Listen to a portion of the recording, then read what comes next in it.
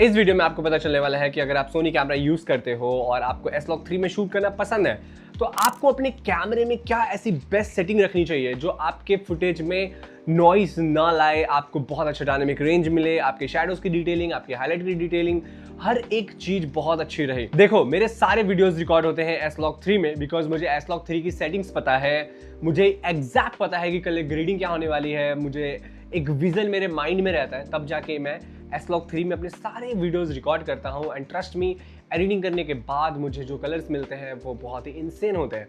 But you know what, S-Log3 की setting में आपको बताऊं उससे पहले मैं आपको चंद चीज़ें बताना चाहता हूँ।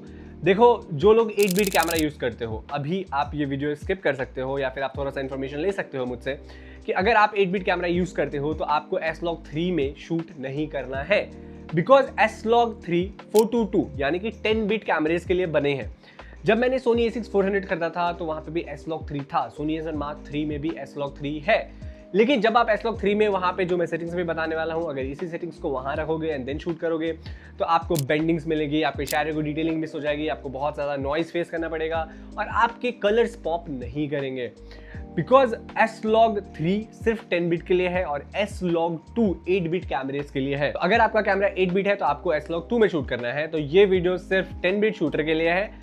तो यस, अब बात करते हैं S-Log3 के बारे में। अब देखो, जैसे जैसे वक्त बीत रहा है ना, वैसे ही कैमरे के फिल्मवेयर अपडेट्स हो रहे हैं, बहुत सारे नए नए कैमरे आ रहे हैं विद अमेजिंग फीचर्स। और इसी टाइम पे सोनी का जब कैमरा आया था, सोनी A7 Mark V, तो इसमें पिक्चर प्रोफाइल 8 मिसिंग थी।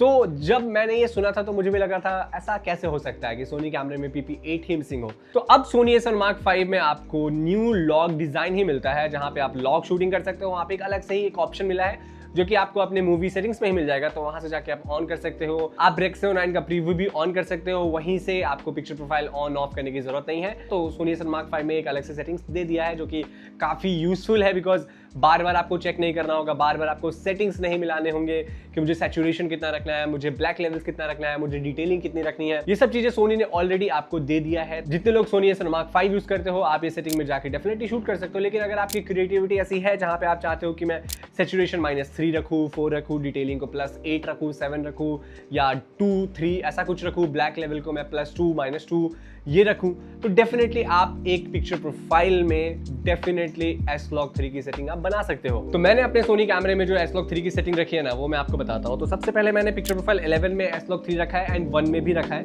दोनों में ही है, ऊपर के नंबर से और एक नीचे के। तो मैं फटाफट से वहां पहुंच जाता हूं, मुझे ज्यादा 3, 4, 5 ऐसा जाना नहीं पड़ता, बहुत इजीली मैं इस नंबर तक पहुंच सकता हूं। तो आप किसी भी पिक्चर प्रोफाइल को रीसेट करके आप S-Log3 में उसको बना सकते हो, कन्वर्ट कर सकते हो, वो कोई प्रॉब्लम नहीं होती है। तो सबसे पहले मैंने ब्लैक लेवल को 0 रखा है, गामा मेरा S-Log3 है और ब्लैक गामा मेरा वाइड है एंड देन लेवल मेरा 0 है। अब बहुत सारे लोग ब्लैक लेवल -2 रखते हैं या 3 भी रखते हैं, मैं भी रखता था। देयर वाज अ टाइम जब मैंने -2 बहुत ज़्यादा यूज़ किया है, बट देन धीरे धीरे ना एक बार मैंने 0 कर दिया था और मैं देखना चाहता था कि क्या होता है, क्या फ़र्क पड़ता है। तो टू बी वेरी ऑनेस्ट, ऐसा मुझे कुछ सच फ़र्क नज़र नहीं आया बिकॉज 10 बिट कैमरे में ऑलरेडी बहुत ज़्यादा डिटेलिंग इन्फॉर्मेशन रहती है यार, शैडोज़ की बहुत ज़्यादा इन्फॉर्मेशन रहती है। तो आपको ब्लैक लेवल माइनस करने की ज़रूरत नहीं है, आप उसको 0 में रख सकते हो, आपको कोई प्रॉब्लम नहीं होगी। तो मैंने ब्लैक लेवल अपना 0 ही रखा है। इसके बाद चलते हैं नी, इसको आपको ऑटो में रखना है, इसे आपको कुछ नहीं करना। उसके बाद हमें कलर मोड में रखना है S-Gamma3.Cine।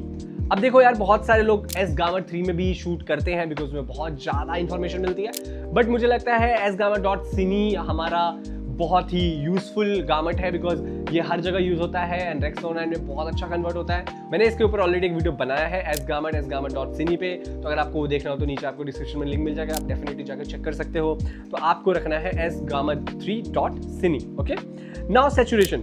अब देखो यार, यहाँ पे भी एक बहुत बड़ी बात है, सैचुरेशन -2। मैंने बहुत ज़्यादा -2, -3 ऐसे रखा है मैंने, और मैंने बहुत सारे वीडियोस शूट किए हैं -2 में रख के। बट जब से मैंने A7 Mark V लिया तो मेरे पास इससे पहले था A7 IV जहां पे मेरा सैचुरेशन था -2।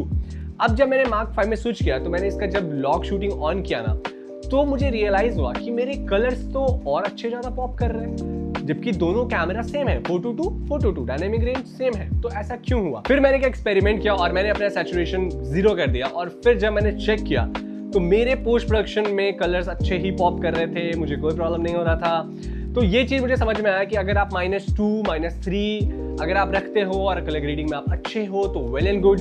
लेकिन यार मुझे लगता है ऐसा कुछ फर्क नहीं पड़ना चाहिए, बिकॉज आप ऑलरेडी एक फ्लैट प्रोफाइल में शूट कर रहे हो और उसके बाद अगर आप ग्रेड में और ज़्यादा मेहनत करना चाहते हो तो वेल एंड गुड। बट मैं नहीं करना चाहता, इसलिए मैंने सैचुरेशन को 0 रखा है।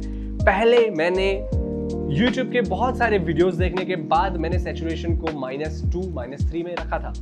अब यहाँ पे मैं एक चीज़ आपको क्लियर कर देता हूँ, अगर आप एक अच्छे कलर ग्रेडर नहीं हो, अगर आपको ज़्यादा नॉलेज नहीं है, तो आप डेफिनेटली इसको 0 पे ही रखना, ताकि आपकी जो कलर्स हो वो बहुत अच्छा है, वो ज़्यादा डिसैचुरेटेड ना हो, आपके स्किन की डिटेल जिंदा रहे। लेकिन अगर आपको कलर्स का नॉलेज है और आप उसके बाद एक्सपेरिमेंट करना चाहते हो, आपको डिसैचुरेटेड टोन पसंद है, तो फिर आप -2, -3 आप रख सकते हो, because I know post production में आप उसको सैचुरेटेड कर पाओगे। तो अगर आप एक बिगिनर हो और आपको कलर ग्रेडिंग के बारे में सीखना हो, तो अगेन आपको मैंने एक वीडियो बनाया था जहाँ पे सिर्फ कर्व्स की मदद से आप कलर को बूस्ट कर सकते हो, कलर की डिटेलिंग को वापस ला सकते हो। तो उसका लिंक भी आपको डिस्क्रिप्शन में मिल जाएगा, तो वो भी चेक जरूर कर लेना। तो ये था हमारा S-Log3 का सेटिंग, ठीक है। सैचुरेशन आपको रखना है -0, कलर फेस 0, अब डिटेलिंग। अब देखो यार, डिटेलिंग की भी ना एक कहानी है, ठीक है। सो डिटेलिंग को हम माइनस क्यों रखते हैं, कभी सोचा है? अगर आप डिटेलिंग को 0 कर दोगे तो फिर क्या होगा? जो आपका कैमरा है वो आपको कैप्चर करेगा ना, तो बहुत ही ज्यादा शार्प, बहुत ही ज्यादा डिजिटल फुटेज वो निकाल के आपको देगा, आपको एक ऑर्गेनिक फील नहीं होगी। इसीलिए जब भी हम डिटेलिंग को -7 रखते हैं ना, तो हमारा जो कैमरा है वो हमें एक बहुत ही ऑर्गेनिक वीडियो निकाल के देता है, बहुत ही स्मूथ, बहुत ही शार्प, हमारी स्किन बहुत ऑर्गेनिक दिखती है।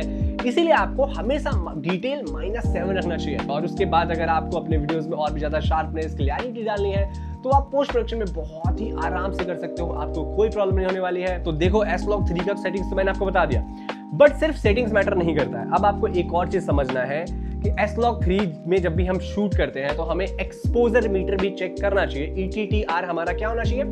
1.3 to 1.7। इसके बीच में जो भी नंबर आपको आ रहा हो आप रख सकते हो, आपको कोई दिक्कत नहीं होने वाली है। आप बहुत अच्छे एक्सपोजर को कंट्रोल कर सकते हो, आपकी हाईलाइट, आपकी शैडोज, आपकी हर एक डिटेलिंग अलाइव रहेगी। और एक और ऐसा स्टेप है जो आपको बहुत इंपॉर्टेंटली फॉलो करना है, वो ये है, आपका केल्विन क्या होना चाहिए, आपका वाइट बैलेंस को कंट्रोल करना आपको आना चाहिए। अगर आप डे लाइट में शूट करते हो तो आपको 5600 केल्विन रखना है। अगर आप इंडोर शूट करते हो तो डिपेंड्स कि आपका विजन कैसा है। जैसे आप 3200 to 4000 रख सकते हो, जैसे मैंने अभी 4000 केल्विन में शूट कर रहा हूँ, बट मुझे पता है कि मेरा लाइट का जो केल्विन है वो कितना है और मैं कलर ग्रेड में इसे क्या टोन देने वाला हूँ। और मेरे मॉनिटर के ऊपर भी मेरे लट्स लगे हैं, तो मुझे दिख रहा है एग्जैक्टली कि मैं कैसा दिख रहा हूँ। तो अगर आपके पास मॉनिटर नहीं है तो कोई बात नहीं है, आप कुछ टेस्ट शॉट्स ले सकते हो, आप उसको कलर ग्रेड करके देख सकते हो, फिर अपने लट बना सकते हो और उसका यूज कर सकते हो। तो ऐसे आप अपने कैमरे में S-Log3 की सेटिंग्स रख सकते हो। मैं सेटिंग नीचे डिस्क्रिप्शन में मैं आपको बता दूंगा, आप डेफिनेटली जाके चेक कर लेना। और एक और चीज याद रखो, अगर फिर भी आपको नॉइस आ रहा है आपके कैमरे में, ग्रेन्स नहीं नॉइस, ये बहुत लोग कंफ्यूज रहते हैं कि ग्रेन्स आता है कैमरे में। नहीं, कैमरे में नॉइज आता है। ग्रेन्स हम ऐड करते हैं पोस्ट प्रोडक्शन में, ताकि हमें एक ऑर्गेनिक फील मिले, जो कि मेरे वीडियोस में आपको हर जगह ग्रेन्स दिखते ही होंगे, राइट। तो आई रियली होप कि आपको S-Log3 के सेटिंग्स के बारे में समझ में आ गया हो। एंड जितने भी बिफोर एंड आफ्टर आपने देखे हैं, ये सारे S-Log3 में ही शूट हुए हैं। और कैमरा मैंने यूज किया था Sony A7 Mark IV and A7 Mark V। Lens G Master 35mm1.4, 85mm 1.4। तो ये सब चीजें सिर्फ सेटिंग से मैटर नहीं करती है, आपके पास जो लेंस है उससे मैटर करता है और आपके पास जो कैमरा है उससे भी मैटर करता है। तो 8 bit is for S-Log2, 10 bit is for S-Log3। ये चीज आई रियली होप कि एकदम अच्छे से क्लियर हो गया हो आप लोगों के मन में। अगर कोई भी डाउट्स हो तो नीचे कमेंट कर देना, मैं उसके ऊपर डेफिनेटली वीडियो बनाऊंगा। लेकिन ये गलती मत करना आप कि आप अपने वाइट बैलेंस को चेक नहीं करते हो, आपका जिब्राज ऑन नहीं है, आप वो भी ऑन कर सकते हो, ताकि आपके स्किन पे पता चले कि ओवर एक्सपोज्ड है या फिर नहीं है। लाइटिंग टेक्निक के बारे में समझो कि आपको फेदर लाइट कैसे देनी है, आपको क्रॉस लाइटिंग कैसे यूज करना है, हार्ड लाइट, सॉफ्ट लाइट, ये सब कैसे क्रिएट करते हैं। तो ये सब चीजें भी आपको बहुत जल्दी मैं सिखा दूंगा, मैं बता दूंगा। तो उसके लिए आपको क्या करना है पता है ना, सब्सक्राइब, ठीक है। तो मिलते हैं अगले वाले वीडियो में। Children bye bye, take care, bye bye. And हाँ, जाते जाते मैं एक चीज आप लोगों को बताना चाहता हूँ, अगर आपने मुझे इंस्टाग्राम पे फॉलो नहीं किया है तो फटाफट जाओ इंस्टाग्राम पे मुझे फॉलो करो। मेरे इंस्टाग्राम का नाम है प्रियेश फोटोग्राफर। तो मिलते हैं अगले वाले वीडियो में guys. Children bye bye, take care, bye bye.